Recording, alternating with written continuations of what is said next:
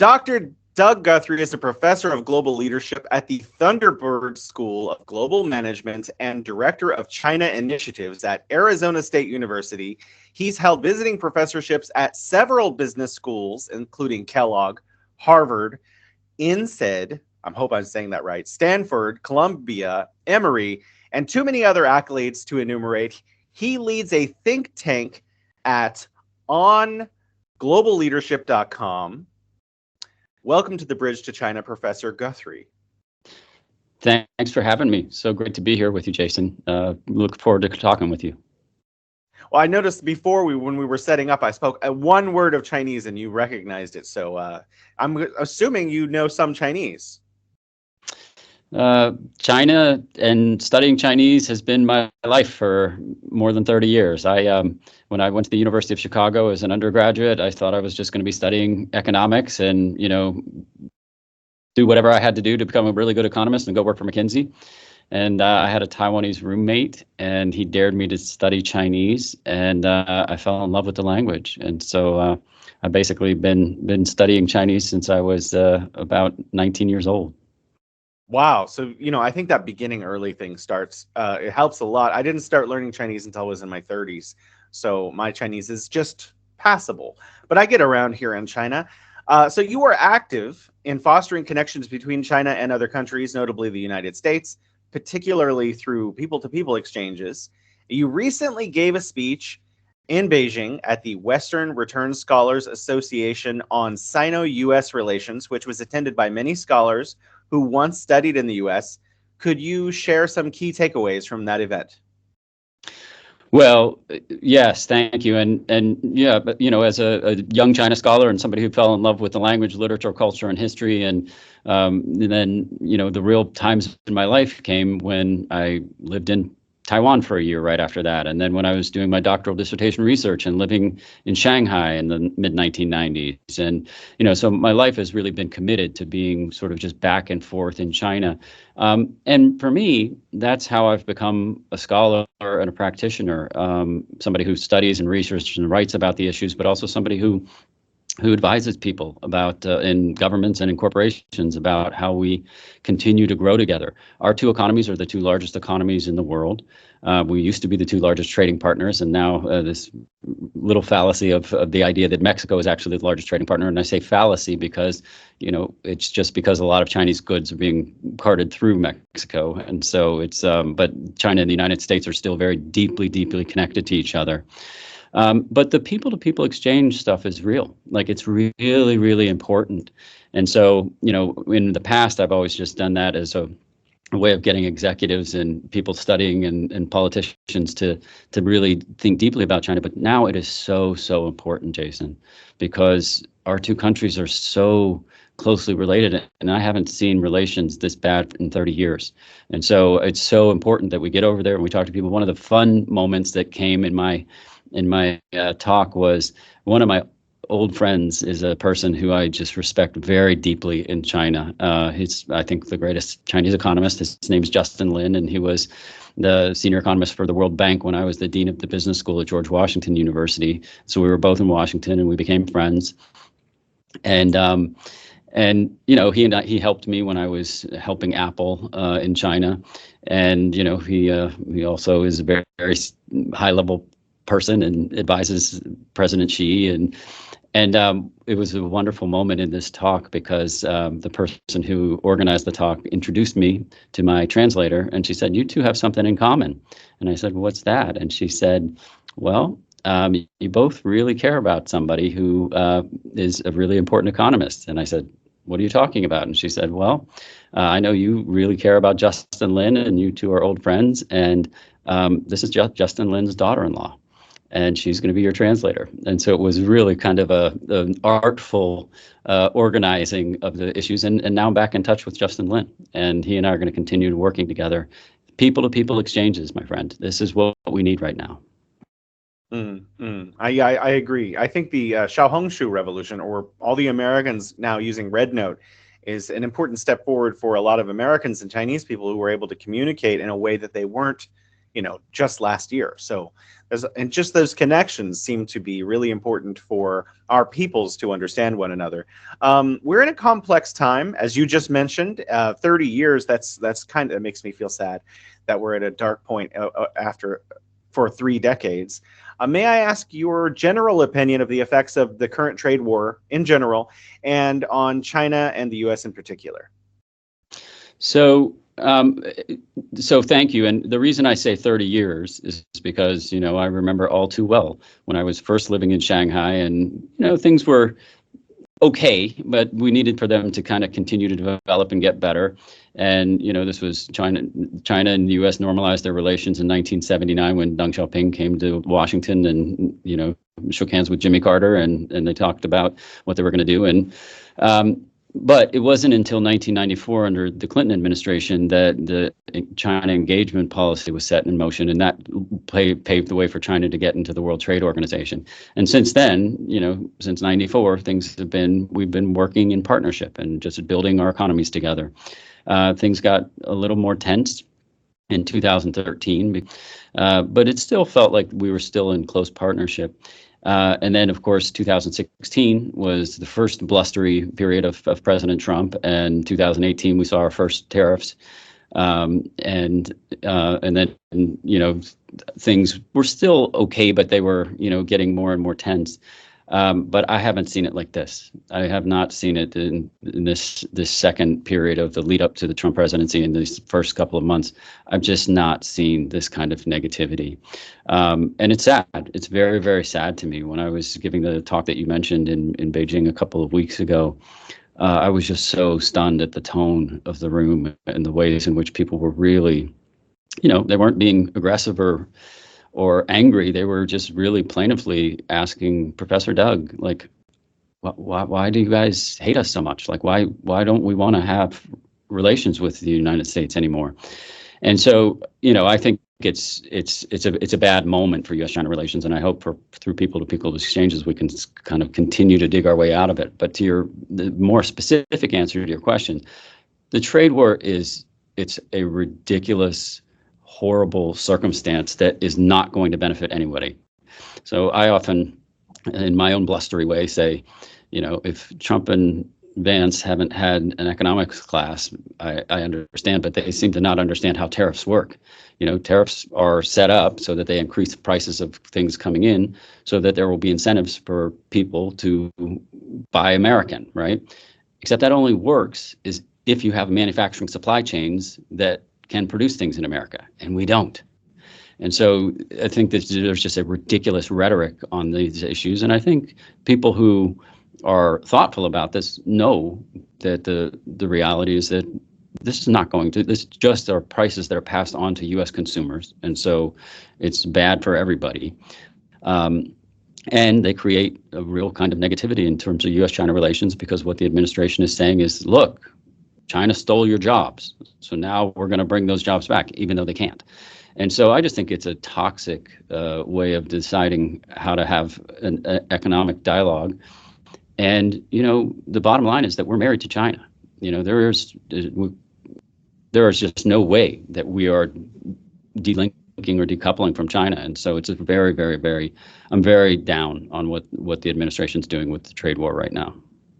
Well, let's take up like a devil's advocate position about what the current administration in the United States is trying to do. You're an economist, I'm not, and you've already answered this question, but I'm going to force you to answer it in a little more detail.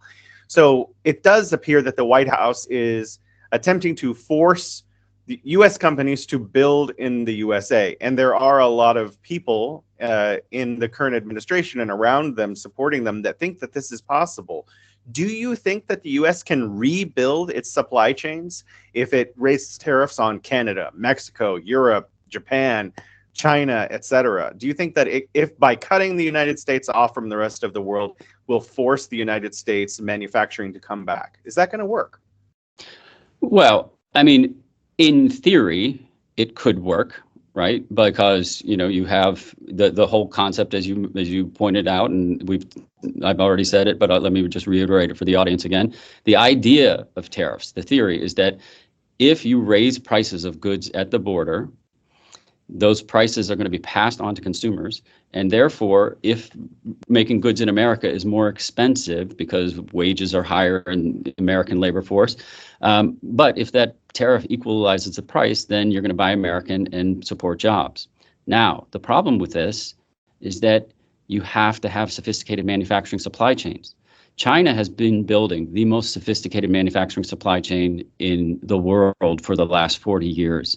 And as I've studied it very closely over these 30 years that I've been studying China, it has taken 15 to 20 years to build a lot of the power of that manufacturing supply chain. So if you think that you're going to raise prices on, let's say, an iPhone, right? So iPhones were hit by about 25% tariffs in the 2018 tariffs. So is the idea that iPhones are going to be then produced in America and we will quickly rebuild those manufacturing supply chains and suddenly you'll be buying an American-made iPhone? No, it's absolutely not the case, because those companies and those manufacturing supply chains don't exist in the United States, and it would take a significant amount of time to rebuild them. Now, so to answer your question, in theory, tariffs could move people to rebuild manufacturing supply chains in America. It would be very expensive and it will take decades. And so companies like Apple and Tesla and Walmart, I mean, here's one of my favorite points. The single largest exporter from China to the United States is Walmart, right? And so like it would take, and Walmart is light industry goods, so it could be rebuilt faster, but the expense of the goods would go up tremendously. It would take decades for Apple to rebuild the manufacturing supply chains that it has. The one interesting case here where tariffs actually do work, and I won't comment on this politically, but in the electric vehicle space, because Tesla, among all of these companies that we're talking about, is the one company that has a vertically integrated manufacturing supply chain in America. And now, ironically, the tariffs don't hit Tesla because all of the Chinese-made Tesla vehicles are sent to Europe and different parts of the world, and all of the American-made ones are sold in America.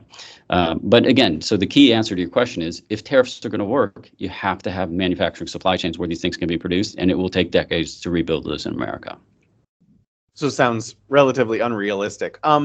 Harvard research fellow Mitch Presnick wrote an article in the Harvard Business Review in August of 2024, encouraging U.S. companies to joint venture with Chinese companies to manufacture in the U.S., giving Americans jobs.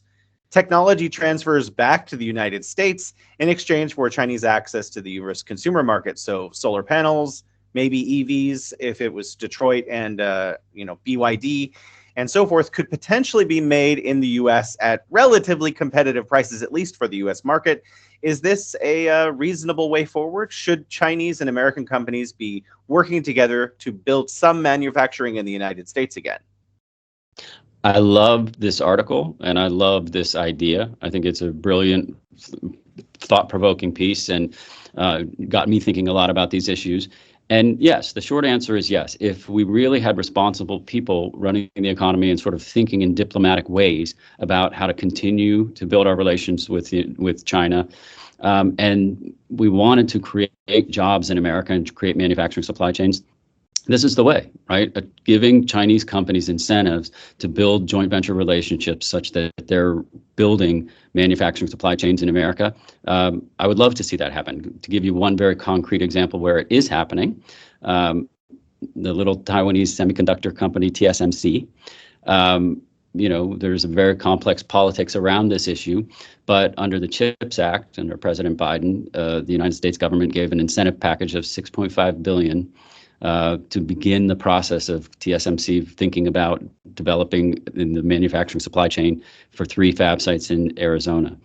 Since then, TSMC has invested $65 billion, and they've just recently guaranteed another $100 billion. So $165 billion has come into the building of the manufacturing supply chain, which will create jobs in Arizona.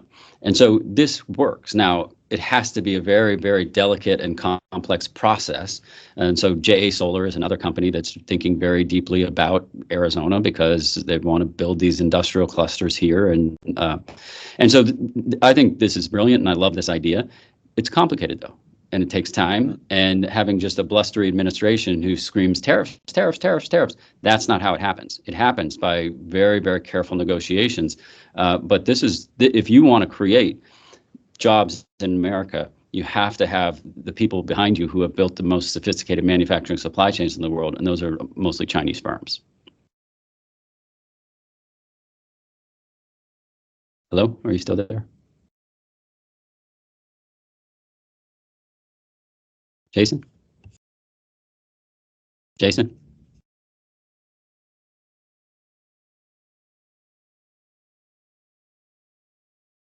Hello, Jason?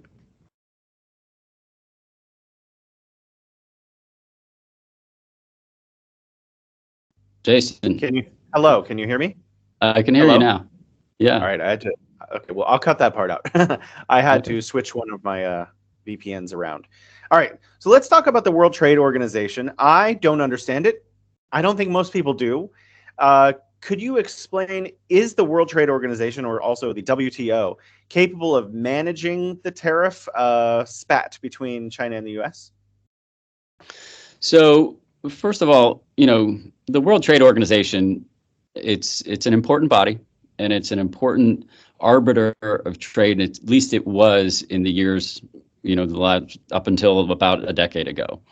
And so, for example, when China was trying to develop itself as an economy, as I mentioned earlier, in the 1990s, China wasn't allowed in the World Trade Organization, and there was a very clear reason for it, which was that China in the 1990s, part of the reason it developed as such a powerful manufacturing economy was because if you wanted to do business in China and you wanted access to the 1.4 billion people who are in the consumer market, but also the 350 million people that were the migrant labor force, if you wanted access to that, then you had to do a joint venture and set up a technology transfer agreement, right? And so what this was referred to in WTO standards was a quid pro quo for market access. So if you want to get into the Chinese market, you better hand over some technology. Now, if you're in the World Trade Organization, it is illegal to have a quid pro quo for market access. And China wanted desperately to be in the WTO so that they could just be a top-rate economy that had access to all of the things that people wanted, not just in terms of tariff dispute resolution, but also in terms of flows of capital, et cetera. Right. And so China got into the WTO in 2001. It became illegal to have a quid pro quo for market access. And, China became a much more open market, right? And so in that sense, you can imagine that, yes, yeah, the short answer is World Trade Organization has the teeth and the power to be able to control what players who want to be in the World Trade Organization are going to do. And it does have discretionary bodies to deal with things like tariff disputes, right? So there's a dispute settlement body. And so anytime there's a dispute that's raised, it goes to the WTO. WTO sets up a dispute settlement body, and then you figure out, like, how are we going to do this? And if you want to remain a member of the WTO, you got to do what the WTO says. Now, the WTO has been weakened considerably in the last 10 years. And in part, this is because of artful work by the Chinese administration. So, for example, it's still illegal to have a quid pro quo for market access. You can set up different laws and regulations that can make it very, very difficult for companies like Apple and Tesla and Walmart to operate in China unless they do what you want them to do.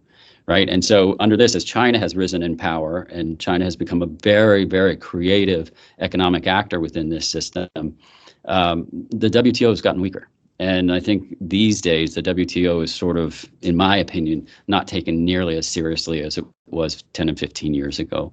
And partly this is because of the blustery process by which countries like China, but also countries like the United States, are handling their trade regulation within their borders. And so I think it's a much weaker organization today. Can it deal with trade disputes? Sure. But, we see so much muscle flexing and bluster from countries like the United States that I think that we're in a much messier time than before. Um, Recently, we saw the U.S. markets take a bloodbath. Basically, there were two different days, 1 week apart, where stocks plummeted. And according to some of the sources that I read, U.S. GDP may fall at least for the second half of the year to 1.5%, which is not ideal. It's not terrible either. But China's economy is expected to still grow about 5% again this year. But U.S. mainstream economists often describe China's economy as slowing or sluggish. How do you see China's economic outlook for 2025? I think they're predicting 5% and they're going to hit 5%. There are weaknesses in the economy, and people who are real sort of naysayers in terms of what's happening in China, they'll point to the real estate market and the overinvestment in real estate, and they'll point to slowing consumption. But in my opinion, China has a much smarter capitalist system than the United States does. I've gotten in trouble with the U.S. State Department because I've said that Chinese capitalists or communist China is much better at capitalism than the United States is. Now, why do I say that? The reason is because we in 1980 walked through the door under Milton Friedman and Ronald Reagan of neoclassical economic theory, which is the basic idea, and it comes from the Chicago School of Economics where I studied. But it's the basic idea is let markets do their work, right? Like just get out of the way, get governments out of the way. We don't want a Keynesian style state. We want governments to get out of the way and let corporations and the market decide how things are going to play out, right? And what that does is that advantages corporations that want to make money. And so, when we talk about China stealing our jobs, we forget that Milton Friedman and Ronald Reagan opened the door for this. China didn't steal our jobs. Companies like Apple and Tesla and Walmart went to China because labor was cheaper and eventually the manufacturing supply chains were better, right? And so like this idea that it's this horrible state where China stole all of our jobs. We were forgetting that we walked through the door of neoclassical economic theory. Now, what does that also mean in terms of thinking about how to manage economies, right? And so this is where, to answer your question, I'm less worried. If China says it's going to hit 5%, it'll hit 5%, but it's not because it's a state-directed economy. It's because it's a very organized and it's an economy that different economic actors think very carefully. They're not taking orders from Beijing, but they're thinking very carefully about how to build their local economies, right? And so if Beijing says we need 5%, and over here we're seeing sluggishness in real estate, but over here, guys, solar panels are doing really well. I need you guys to push hard. My favorite article written about China in the 1990s was by the eminent China scholar Andy Walder. And it was an article called Local Governments as Industrial Firms. And the basic idea was this is not centrally planned economies a la Moscow. This is very, very coordinated capitalism in which local Communist Party officials are incentivized to think about how to grow their economies in very, very creative ways. And they create very powerful industrial clusters, and they develop in very, very creative ways which manage the markets in their provinces together. And so if they need to hit 5%, they will. And I don't think that's an overestimation of what they can do. We've dialed back from the fast growth period of double-digit economic growth, and they really think carefully about how to grow the economy. But they're going to get the numbers. For me, I'm actually situated in China. I have a different question. A lot of people ask me online. I'm very large online. How do I invest in China? And honestly, I don't always know what to tell them because I can walk into a bank in Beijing and do that. It's not difficult for me to do that. But if you're in Ohio or Arizona, right, I don't know how you would do that. So people ask me, especially with DeepSeek, Kimi, Quinn, Manus, and other products following like a week apart these days. It's like almost every day China comes up with a new technology that's just a game changer. And people want to invest. Some people want to invest. How do people actually do that? Should they invest through the U.S. stock market into Chinese companies? What mechanisms are available? Well, you can invest in the U.S. stock market because there's a number of Chinese companies, the big ones that we know about, the Alibabas of the world, that are traded on places like the New York Stock Exchange. But if you want to kind of get deeper, I'm a big mutual fund person over being just picking companies and betting on them. But that's just my conservative approach to investment. But you can invest in ETFs, right? And so like ETFs are Chinese exchange trade funds. And there are a number of ways that you can sort of figure out like what kind of risk you'd like to take, and then you put that money in a Chinese ETF, and you can get access to the Chinese stock exchanges. the two stock exchanges that are there are the Shanghai Stock Exchange and the Shenzhen Stock Exchange. And so, if, as you are, you're a resident there and you're sort of thinking about how to get access to those markets and find a Chinese investor, you can do it that way too. But I think the easiest way for people internationally and the sort of risk hedging way is to get into a Chinese exchange fund. I want to talk about semiconductors because this is a really hot issue. A lot of different opinions are out there. It's varied from one person to another considerably. China is working on trying to catch up with the rest of the world in refining the smallest semiconductor technology. It's got domestic lithography machines that may be coming in Q3 of 2025. Do you think China's domestic manufacturing of chips will be able to take market share from other manufacturers? Do you think China will catch up?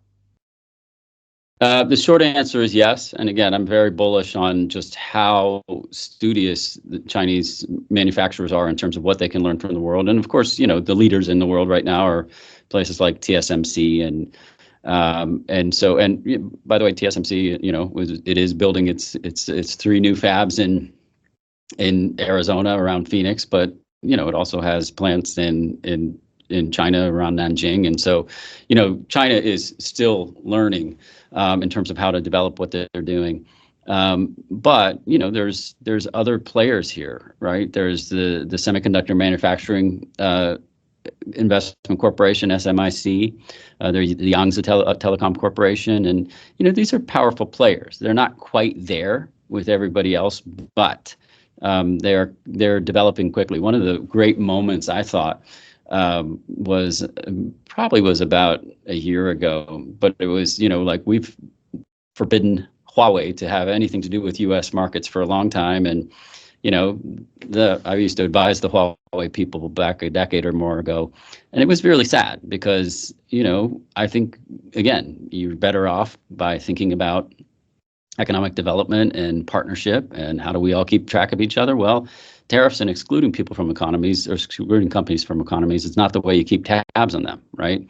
And so now it did look like, because, under the CHIPS Act, it was not only setting up investment in places like Phoenix, but it became, illegal for companies to sell certain things and to have any kind of dealings with companies like Huawei. If you were on the blacklist, you just weren't allowed. If they were on the blacklist, you just weren't allowed to do business with them. There was a great moment when Gina Raimondo came to China. You must remember this, but this is about a year ago, but it was China planned it. The Huawei planned it. That was the launch of the new Huawei technology, which, didn't have the 4 nanometer chip, but it had the 5 nanometer chip or whatever the details were. But I thought it was a sort of an artfully choreographed moment when they said, like, oh, and by the way, you remember how you excluded us from those? We got our own. We're doing this. So the irony there is we're pushing these companies to innovate because thinking that we control all the technology here and excluding them from any kind of access to American chips, it doesn't mean that China is not going to develop their own. They're going to do fine, right? And so I do believe they're going to catch up. Yeah, I remember that, and it was actually very interesting. At the end of Biden's administration, Gina Raimondo came out and said that the task that she had been set upon was a fool's errand. And so I think that even she didn't have her heart fully behind what they were attempting to do, and that they understood that eventually China would catch up into, what did they call it? The small garden with high fences. But I mean, they still haven't broken through, really. So it's Right. going to take some time. How long? Who knows? You used to work for Apple, so I want to ask you some Apple-related questions. My wife is a huge Apple fan. She had all of her computers are Apple. And iPhones are still ridiculously popular in China. Apple's profits seem to be linked to Chinese manufacturing and also Chinese consumers. What is the future for Apple in China in your assessment?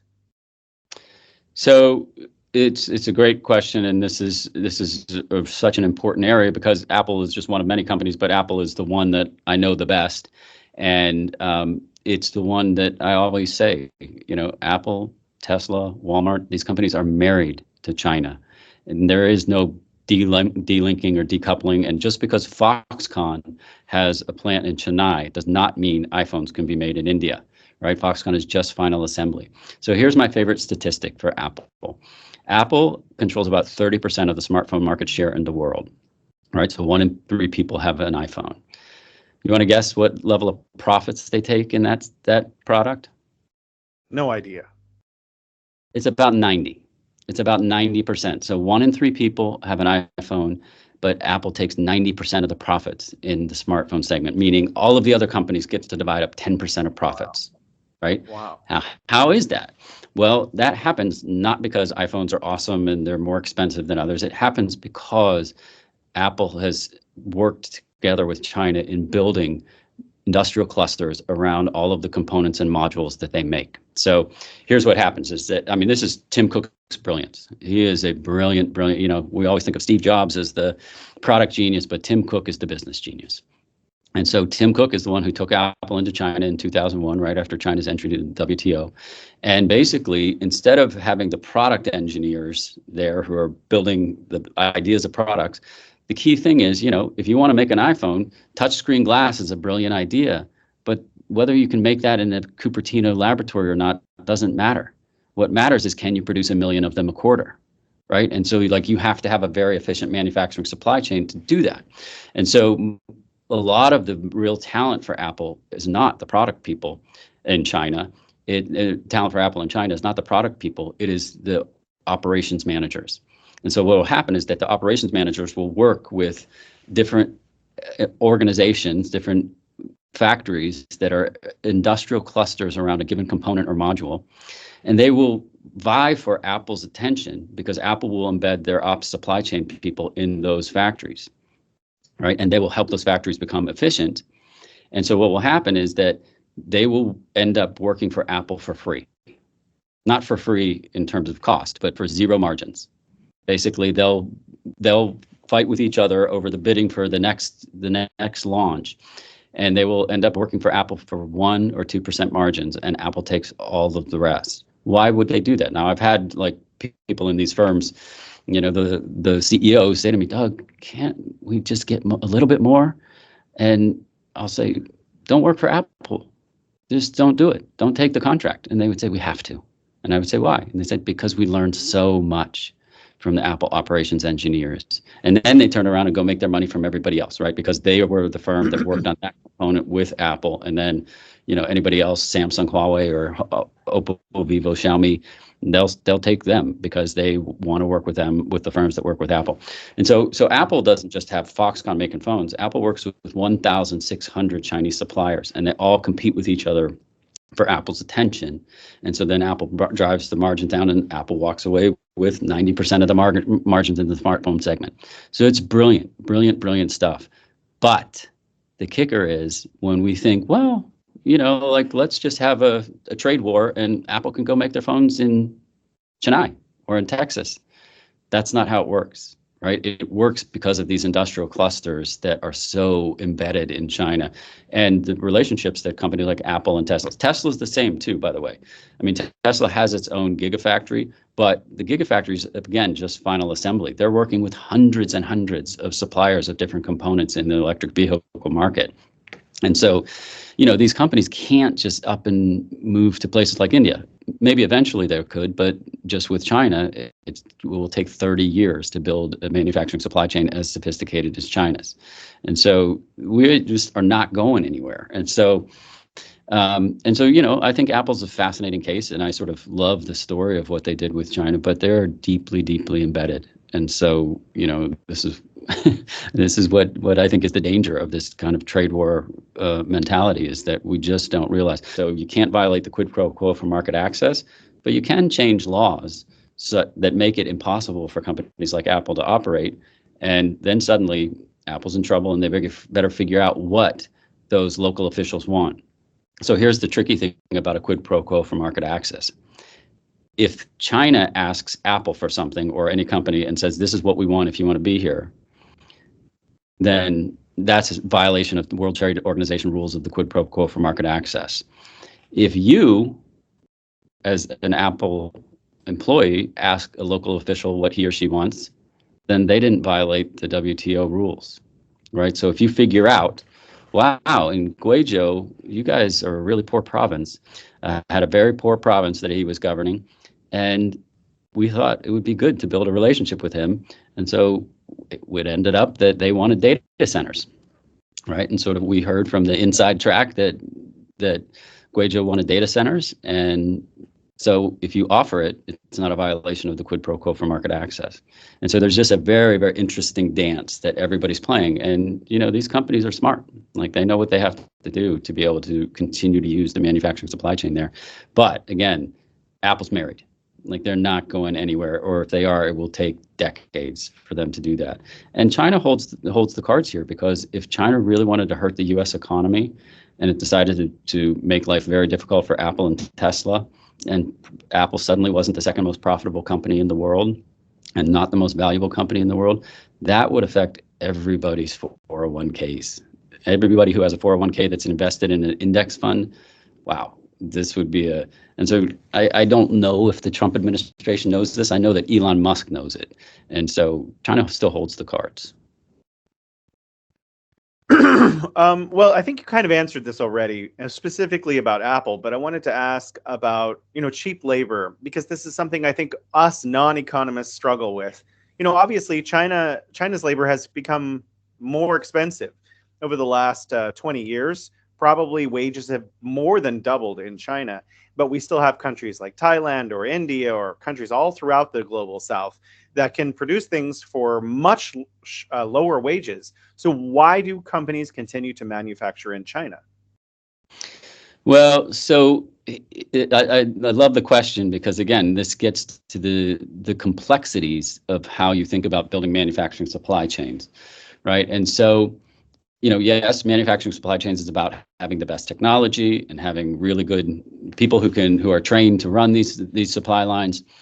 But also they're often built on different tiers of labor, right? And so in China, of course, you have the senior executives who are strategically thinking about what they're going to build and what to do.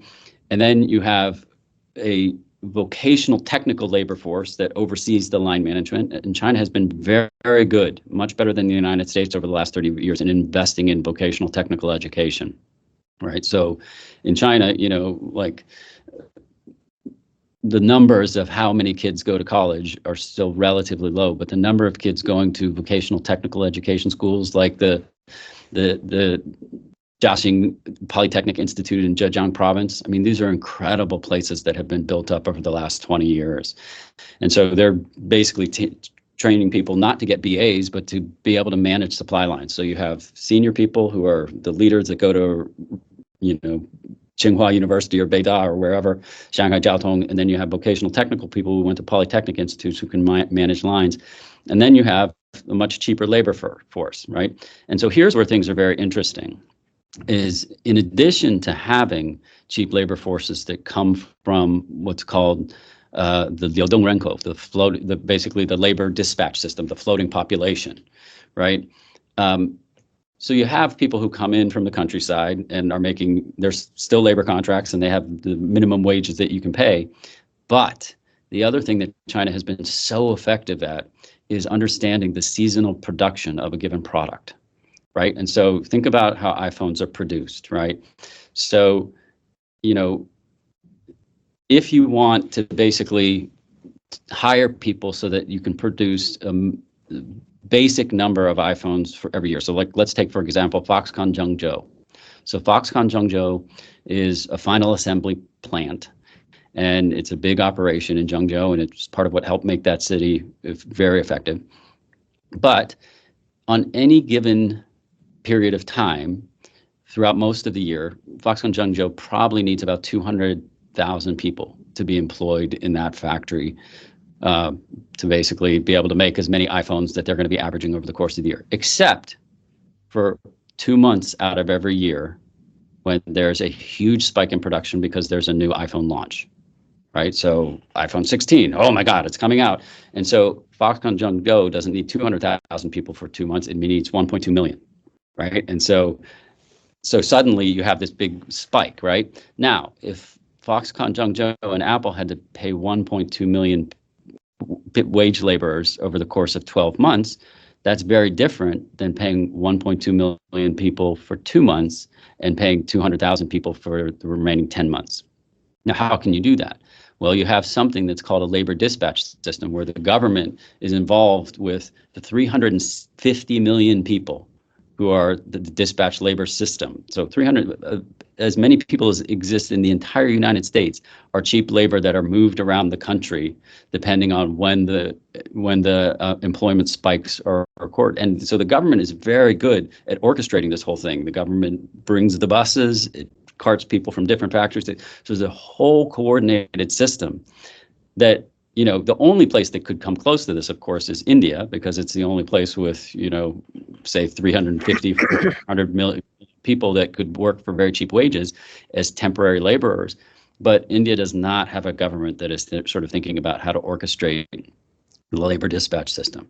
And so again, China is just like, this is capitalism, writ large. Like, this is awesome sort of thinking about how do you manage the building of an industrial supply chain, and then how do you manage labor moving across.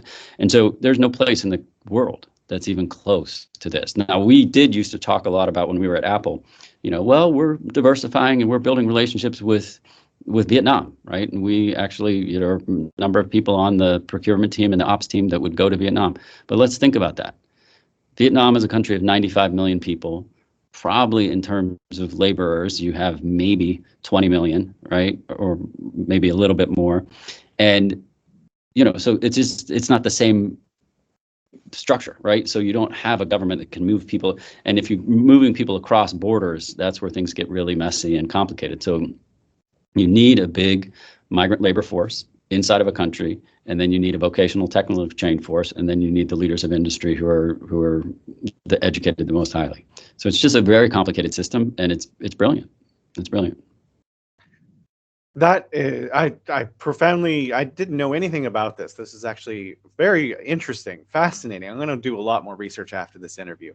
So the TikTok ban, apparently it's coming back because there was a 90-day push by Trump to hold it off to see if there would be U.S. companies that would be able to buy U.S. TikTok, and it's very soon that this is going to happen again. But TikTok ban also caused an unintended shift in U.S. sentiment towards using a Chinese app, and I think a lot of Americans thought they were going to Douyin, which is the Chinese version of TikTok, but they actually went to Xiaohongshu, which is kind of a hobby app about women cooking at home or men going and doing whatever. It was like very peculiar that all of these people ended up on Xiaohongshu, Red Note.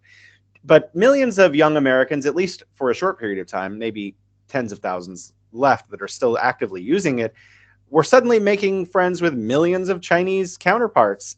Do you think that this will increase diplomatic pressure on the U.S. Government, or maybe the current administration, to be friendlier with China, because so many more Americans now have a more positive perception about China than they did before? Well, it's a great question, Jason, and I do think this needs to get worked out.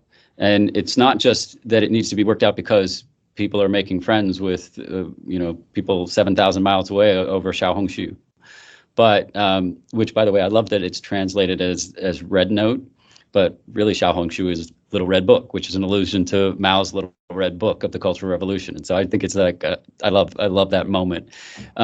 But yeah, I mean, I think that if we think that building tariffs and throwing sharp elbows is going to get us a stronger economy, again, we've talked about this already, but that's going to take a long time for that to happen. If we think Apple is going to be leaving China, that's not happening. But friendships are going to continue to develop. I hope they will. The other thing that's very dangerous for the U.S. economy right now on these issues is that, and I've been in part of academia and business school world, but have lots of friends in academia and science and chemistry and math and engineering. And so many of our departments for so many years, Jason, had the benefit of the smartest young people in the world's most populous nation wanting to come to America. Right. And so you would look at these application pools and you're just like, wow, I got my pick of things. like we can get, all of the best students from Beida or Tsinghua or Shanghai Jiaotong. And those application pools have just dried up. and we're just not seeing. And it's been pretty quick that it's happened just in the last couple of years. And this was one of the things that happened. It was the sad moment of the talk I gave on people-to-people exchange a couple of weeks ago. The real comment from people was like, "Wow, Professor Guthrie, like I just didn't realize that you Americans just don't like Chinese people anymore." And it's a terribly sad statement because, just thinking about this economically, the amount of brain drain that it used to be the case that we had the pick of the smartest people in the world coming to America. And we're creating situations, and China is the one that I know the best, but I think it's going to be happening everywhere where people are just not going to want, and that means we're not going to have the smartest young scientists who are going to go think about things like AI in Silicon Valley. And so I think it's a really dangerous moment. But to go back to the lighter side, I do hope that we continue to develop friendships over things like Xiaohongshu. And I think it's important. And my son was a huge TikTok person, and now he uses both TikTok and RedNote, and he loves it. And so he feels like he's back in China. You're trying to do something that I'm also trying to do, but I'm doing it from the other side. I am constantly posting on my social media for Americans why they should come and study at Chinese universities. My pitch is it's very affordable, and now China has, some of the best STEM programs in the world, Tsinghua, Beida. There are scholarships available for bachelor's degrees, master's degrees, PhDs, and so forth. And so I try to encourage more Americans to come to China. The real reason I do that isn't just because I want them to study at a Chinese university and save money and graduate without student loans, but the real reason is because I want to build people-to-people relations, and the best way to do that is to have Americans living in China. And for you're a professor in an American institution, having the same would be true for having Chinese students study in an American institution. So if I could ask you, could you give us a pitch for our Chinese viewers and listeners? Why should you, as a Chinese student, come and study in the United States or even in Arizona? Well, let me pitch Arizona specifically right now, because there is sort of the broader United States, and I want to continue to develop people-to-people exchange, and I want our countries to be friends, and so there are reasons why I spent a lot of time in China, and I would love Chinese students to come here, and I hope we can create circumstances in which we're welcoming, and that's important. But I'll just pitch Arizona for a second here. So I'm at the Thunderbird School of Global Management, and I am at Thunderbird as part of Arizona State University. So Thunderbird is interesting just historically in terms of people-to-people exchange, because I don't know if you've ever heard of or remember the Flying Tigers, but the Flying Tigers was a group of military people who basically had Chinese individuals over to the United States to train them in navigating warplanes. They were all retired Army people, but they were, and we have the 80th anniversary of the end of World War II coming up in September of this year. And, if you ask people in China if they know who the Flying Tigers were, they'll say, sure. The Flying Tigers saved China from Japan. Do you know where the Flying Tigers were founded? They were founded on a little airstrip called the Thunderbird Airstrip in Glendale, Arizona, which after World War II was over, there were a bunch of people saying, what are we going to do with this? And they said, well, war is bad, but maybe we should build a school of management, because borders frequented by trade seldom need soldiers, right? That was the line that gave birth to Thunderbird. So that history, that just makes me feel like we're wedded to each other. So Thunderbird is there, but also I think Michael Crow, who's the president of Arizona State University, is the most talented, brilliant university president in the world. He was provost at Columbia when I was a young professor at NYU, and we all thought he was going to be president of somewhere in the Ivy League. And then he, in 2001, took the job as president of ASU. And he's the reason, for example, that U.S. News and World Report now doesn't just rate schools on selectivity, but they rate them on innovation. And in the 11 years that the U.S. News and World Report has been ranking universities on innovation, do you want to guess which university has won the top number one position of innovation in U.S. universities? Arizona State. And that's because I just think Michael Crow is thinking so deep. It's part of the reason TSMC is in Phoenix, right? The reason $165 billion has been committed to building the Arizona economy is because of the Fulton School of Engineering and how just powerhouse it is.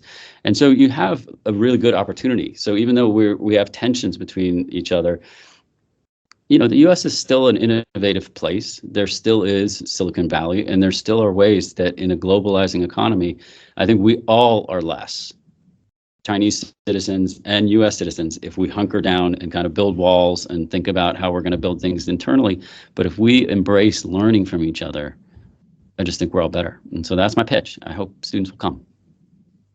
I'm looking at your CV. I noticed that you studied sociology, among other things. And obviously, I want to build better Sino-US relations as you do. And you still travel to China. What would you, because there's a lot of strange opinions about what China is in the United States. Some of that comes from the media. Some of that comes from just echoes from things that have been said from decades ago. I mean, I think some people still think China's just a bunch of huts and villages. I mean, you have a lot of different misinterpretations of what China is. What would you like regular Americans, from your perspective, to know about what China is actually like? Well, so let me just take a step back and answer the question from the economic sociology perspective, and then I'll answer the very specific aspect of your question. So part of the reason I got my PhD in economic sociology instead of economics was I was frustrated by how much the field of economics was just focused on mathematical models and careful analysis of statistics, whereas the field of sociology is much more tied to the idea of getting out there and meeting people and talking to people. Like, you don't get to understand what's happening in a place unless you really, really deeply go out into the field and do work. And so if on one end of the spectrum is economics and the other end of the spectrum is anthropology, where you go out and work in a factory for a year and do ethnography that way and learn about a society, but you can't generalize because you're just writing about one factory, sociology is in the middle. So when I did my doctoral dissertation research, I did do a data set and studied 100 factories in Shanghai, but I gathered all the data face to face. So I visited all these factories, sat down with the factory manager and sort of talked through, like, okay, here's what I need. And, let's be friends. And like, yeah, I'll say good things about you, but I need to tell this story. And so sociology is sort of in this space where we care about the things that economists care about, but we also care about people-to-people exchange and understanding what matters. But in addition to, it's not just face-to-face gathering of data, it's also, whenever I teach my students these days, I always say 3 things matter, guys. First, if you want to understand China, you have to understand culture and history. You do not get to be a good China scholar or even a good business person if you don't understand something about history. So here's a tidbit on history. When the Ming Dynasty happened, so you have the Qing Dynasty, which was the previous dynasty, the last dynasty, and right before it was the Ming Dynasty. But in 1424, when Emperor Yongle died suddenly and didn't have an heir, and China sort of built walls around itself and the Ming Wall and all that. But at that time, China was by far the most powerful economy in the world. It was about 1/3 of the global economy.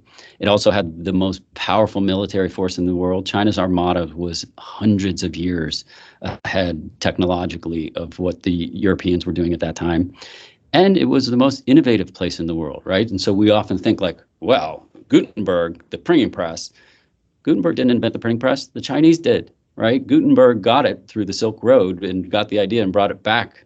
But the printing press, paper, silk, even that little thing called a nautical compass, even that little thing that was so dangerous called gunpowder, all of that stuff came from China, right? And so I just like for people to realize, like, historically, China, the Middle Kingdom, thought of itself as a very powerful place, right? And so Xi Jinping and the leaders of China's economic transformation right now want to bring China back to this positioning, right? And so when I reflect on that issue, one of the things I often tell people is like, we have this thing called the G7, right? The G7 is supposed to be the most powerful economies in the world, right?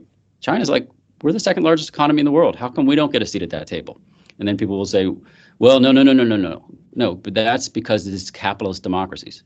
Well, we know that's a lie because in 2008, they let Russia in because Russia was sitting on a lot of oil. Now, they kicked Russia back out in 2013 because of the invasion of Crimea.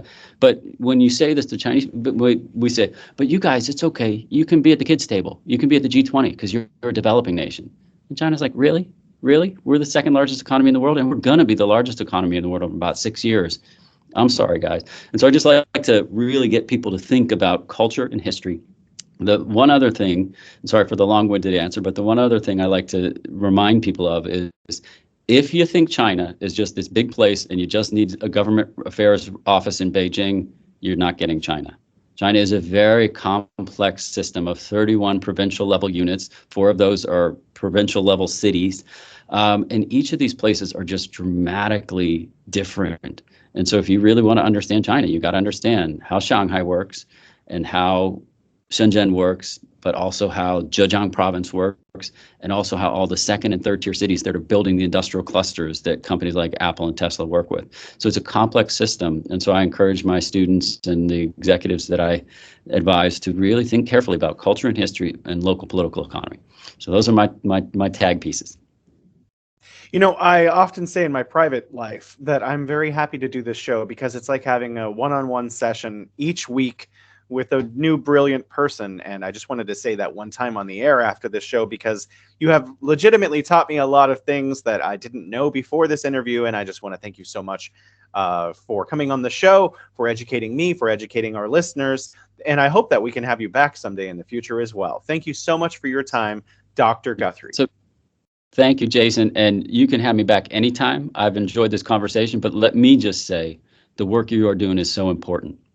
And so I'm just Thank you, thankful sir. to be a part of these conversations, but helping people understand what's happening in the world's largest, most populous nation, but also soon to be the largest economy is critical. And so thank you for your work. And thanks for Thank having you. me.